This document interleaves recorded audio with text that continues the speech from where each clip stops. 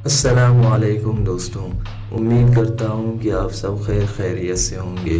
दोस्तों, हम सालों से तिब्बत क्रीम का नाम सुनते और इसे इस्तेमाल करते आ रहे हैं, लेकिन यही तिब्बत क्रीम आपके चेहरे के दाने और दाग धब्बे दूर करने के लिए कितनी कारआमद है, ये आज हम आपको बताएंगे। डॉक्टर उम्मे राहिल ने ऐसा हैरत अंगेज़ नुस्खा बताया है जिसके इस्तेमाल से आप कर सकेंगे दानों का मुकम्मल खात्मा। मर्द और औरत दोनों के लिए ही ये नुस्खा यकसा मुफीद है। आइए तो फिर नुस्खा जान लेते हैं, मगर उससे पहले अगर आपने अभी तक हमारा YouTube चैनल सब्सक्राइब नहीं किया है तो रेड बटन पर क्लिक करके हमारा चैनल ज़रूर सब्सक्राइब करें। तिब्बत क्रीम से दाने दूर करने का हैरत अंगेज़ नुस्खा ये है कि 2 चाय के चम्मच तिब्बत क्रीम लें।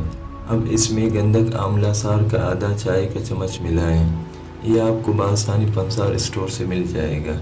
इसको थोड़ा माइल्ड करने के लिए इसमें किसी भी अच्छी ब्रांड का वाइटनिंग सी सीरम मिक्स करें।